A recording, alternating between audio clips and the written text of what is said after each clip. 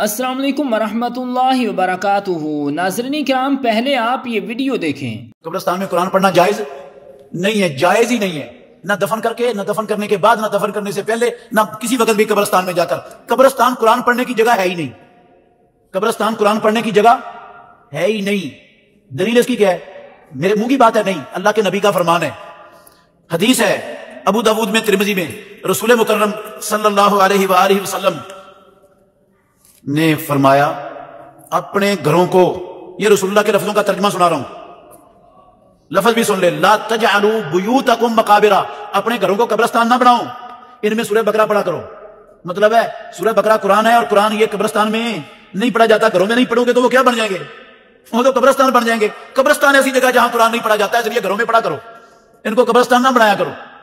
تو ناظرین کرام، جیسا کہ آپ نے اس ویڈیو میں دیکھا کہ موصوف نے کہا کہ قبرستان میں قرآن پاک پڑھنا جائز نہیں ہے، تو آج کی اس ویڈیو میں ہم صحیح احادیث اور مستند علماء کرام کی کتب کے حوالے سے جانیں گے کہ قبرستان میں قرآن پاک پڑھنا جائز ہے یا نہیں، اور مرحومین کے لیے ایصال ثواب کرنا جائز ہے یا نہیں۔ تو ناظرین کرام، قبرستان میں یا کسی قبر کے پاس بیٹھ کر قرآن کریم پڑھنا اور اس کا ثواب صاحب قبر اور دیگر مرحومین کو ایصال کرنا بلا شبہ جائز ہے، اور اس کا جواز قرآن و حدیث سے ثابت ہے۔ البتہ اس میں اس بات کی احتیاط ضروری ہے کہ قبر کے پاس بیٹھ کر قرآن پاک پڑھنے والا کسی قبر پر پاؤں نہ رکھے، اور نہ ہی کسی قبر پر بیٹھ کر قرآن پاک پڑھے۔ تفصیل اس مسئلے کی یہ ہے کہ مرحومین کے ایصال ثواب کے لیے مسلمان جو بھی نیک عمل کرے، خواہ وہ فرض ہو یا نفل، مثلا نماز، تلاوت کلمہ طیبہ، درود شریف، روزہ،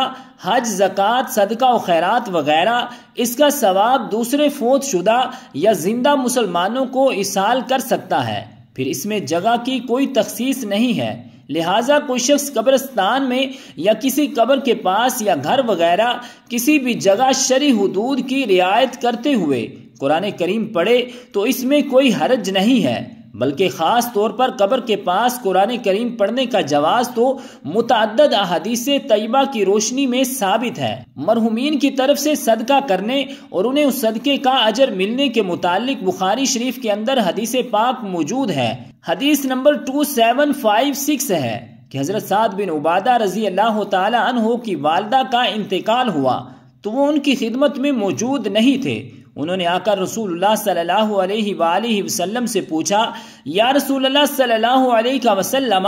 میری والدہ کا جب انتقال ہوا تو میں ان کی خدمت میں حاضر نہیں تھا، کیا اگر میں کوئی چیز صدقہ کروں تو اس سے انہیں فائدہ پہنچ سکتا ہے؟ تو آپ صلی اللہ علیہ وآلہ وسلم نے اس بات میں جواب دیا، تو انہوں نے کہا، میں آپ کو گواہ بناتا ہوں کہ میرا مخراف نامی باغ ان کی طرف سے صدقہ ہے۔ اور ناظرین کرام، اسی طرح نفل نماز کا ثواب بھی ایصال کیا جا سکتا ہے، جیسا کہ سنن ابی داؤد کے اندر حدیث پاک موجود ہے۔ حدیث نمبر 4308 ہے کہ حضرت ابو ہریرہ رضی اللہ تعالی عنہ نے حج کو جانے والوں سے ارشاد فرمایا، تم میں سے کون مجھے اس چیز کی ضمانت دیتا ہے کہ وہ مسجد اشار میں میرے لیے 2 یا 4 رکعت پڑھ کر اس کا ثواب مجھے بخشے گا؟ تو ناظرین کرام، اس حدیث پاک کے تحت شیخ محقق عبدالحق محدث دہلوی رحمت اللہ تعالی علیہ ارشاد فرماتے ہیں، اس حدیث سے یہ بھی معلوم ہو رہا ہے کہ مبارک مقامات پر عبادت کرنا، نماز ادا کرنا زیادہ ثواب کا موجب ہے، اور بدنی عبادات کا ثواب دوسرے کو دینا بھی جائز ہے، اور اکثر علماء کرام کی یہی رائے ہے۔ رہا معاملہ عبادات مالیہ کا تو وہاں ثواب کا بخشنا بالاتفاق جائز ہے۔ اور ناظرین کرام، خاص طور پر قبر کے پاس قرآن کریم پڑھنے کے متعلق بھی تصریحات موجود ہیں، چنانچہ صحیح بخاری شریف کے اندر حدیث پاک موجود ہے۔ حدیث نمبر 218 ہے کہ رسول اللہ صلی اللہ علیہ وآلہ وسلم 2 قبروں کے پاس سے گزرے تو فرمایا کہ ان دونوں کو عذاب ہو رہا ہے، اور انہیں کسی بڑے گناہ کی وجہ سے عذاب نہیں ہو رہا۔ ان میں سے ایک تو پیشاب کی چھینٹوں سے نہیں بچتا تھا اور دوسرا چغل خوری کرتا تھا۔ پھر حضور صلی اللہ علیہ وآلہ وسلم نے کھجور کی ایک تر و تازہ ٹہنی لی، اس کے 2 ٹکڑے فرمائے، پھر ہر قبر پر ایک کو گاڑ دیا، صحابہ کرام رضوان اللہ علیہم اجمعین نے عرض کی کہ یا رسول اللہ صلی اللہ علیہ وسلم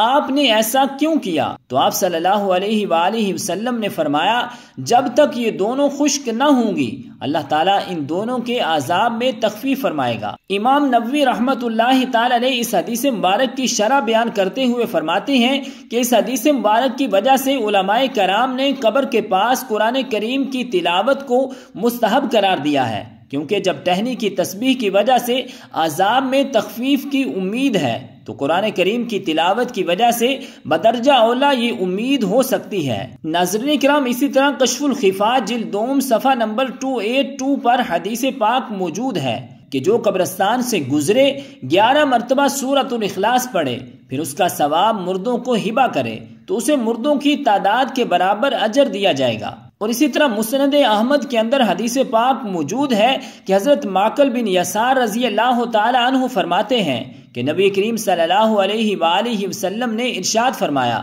اپنے مردوں پر سورہ یاسین کی تلاوت کرو۔ محدث کبیر ملا علی قاری رحمت اللہ تعالی علیہ اس حدیث مبارک کی شرح میں فرماتے ہیں اس میں یہ احتمال ہے کہ اس سے قریب الموت شخص کے پاس قرآن کریم کی تلاوت مراد ہے، اور یہ احتمال بھی ہے کہ قبر کے پاس قرات کرنا مراد ہے۔ اور ناظرین کرام، حدیث مبارک میں گھروں میں سورۃ البقرہ کی تلاوت کرنے کی ترغیب دی گئی ہے، اور یہ فرمایا گیا ہے کہ گھروں کو قبرستان نہ بناؤ۔ اس سے یہ نتیجہ نکالنا درست نہیں ہے کہ قبرستان میں تلاوت کرنا ہی جائز نہیں، بلکہ حدیث مبارک میں محض ایک تشبیہ دی گئی ہے، اور اس تشبیہ کی تفصیل یہ ہے کہ گھروں میں تلاوت قرآن نہ ہو تو وہ قبروں کی طرح ہیں کہ جس طرح قبر کے اندر مردہ تلاوت نہیں کرتا،